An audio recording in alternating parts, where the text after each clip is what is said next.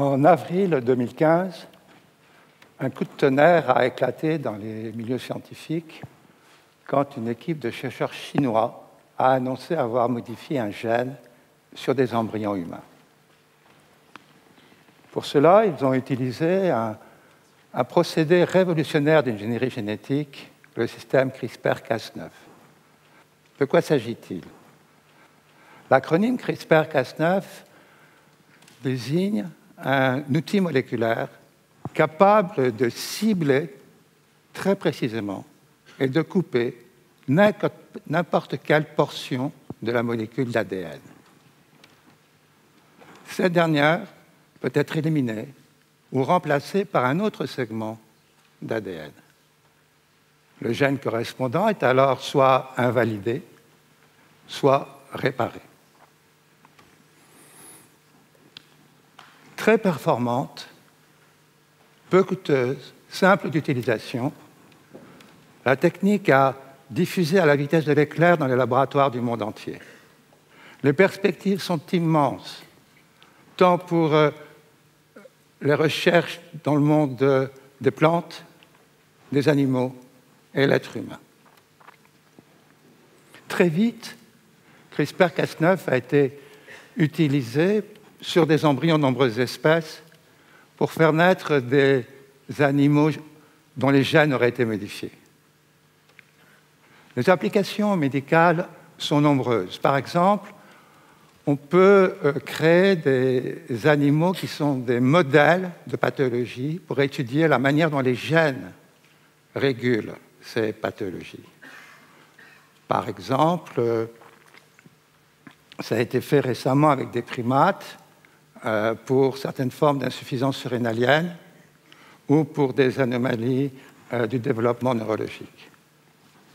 Dans ce contexte, il est extrêmement tentant de tester CRISPR-Cas9 sur des embryons humains. C'est ce qu'ont fait les chercheurs chinois. Et bien que leur expérience ait été faite sur des embryons anormaux qui n'avaient aucune possibilité de donner naissance à des enfants, leur publication a suscité énormément de réactions. Comme chaque fois qu'une nouvelle technique intervenant dans la procréation humaine est mise au point, on a brandi le spectre de manipulations douteuses ou de pratiques géniques débridées. Ces craintes sont-elles fondées? Pourrait-on créer des enfants génétiquement modifiés? Outre que la loi l'interdit en France, comme dans de nombreux pays, ceci semble très peu vraisemblable, au moins à court terme, pour des raisons scientifiques. Dans toutes les expériences qui ont été faites chez l'animal, quand on a injecté CRISPR dans des embryons, seule une partie des petits qui sont nés portait la modification génique souhaitée.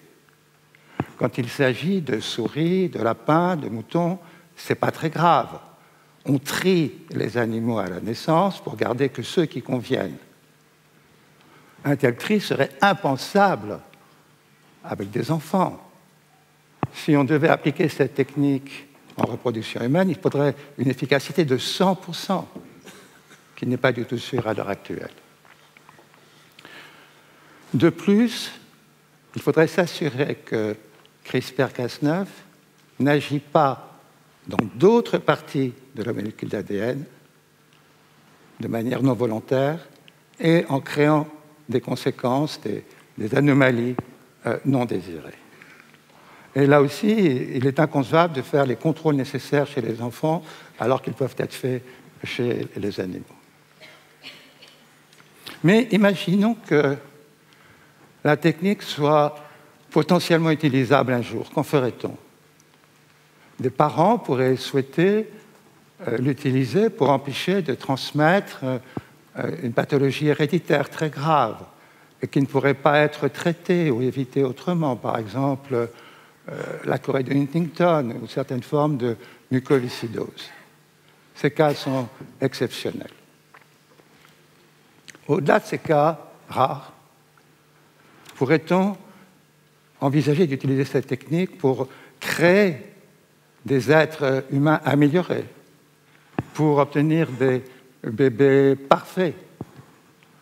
Là aussi, cela me semble peu probable. En effet, il est illusoire de penser que la simple modification d'un gène, ou même de plusieurs gènes, serait suffisante pour avoir des enfants plus grands, plus intelligents ou en meilleure santé. Mais sait-on jamais? Et c'est pourquoi il est important d'en débattre. Donc, s'il n'y a pas d'utilisation clinique potentielle, au moins à court terme, peut-on faire de la recherche sur l'embryon? Il ne faudrait pas interdire toute recherche sur l'embryon. Sûrement pas. Car CRISPR-Cas9 est un outil fantastique pour étudier la manière dont les gènes agissent sur le développement embryonnaire, précoce, au tout début du développement. Nous sommes très ignorants des mécanismes cellulaires et moléculaires qui contrôlent cette toute première étape de la vie.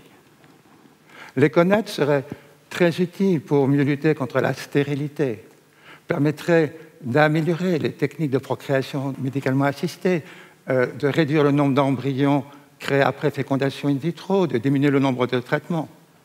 Et tout ça serait au bénéfice des embryons, mais aussi au bénéfice des femmes qui subissent ces traitements. La recherche sur l'embryon avec CRISPR-Cas9 ou sans CRISPR-Cas9 est très utile.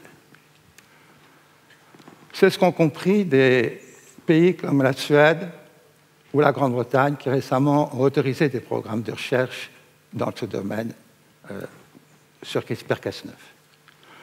En France aussi, on devrait pouvoir mener ce type de recherche avec toutes les garanties de qualité nécessaires, que ce soit sur le plan éthique et scientifique. Et ceci pourrait être fait en accordant à l'embryon tout le respect qui lui est dû, c'est-à-dire sans le traiter comme un objet et sans porter atteinte à sa dignité. La recherche, à ce stade, devrait pouvoir être faite comme à toutes les autres étapes de la vie. Merci.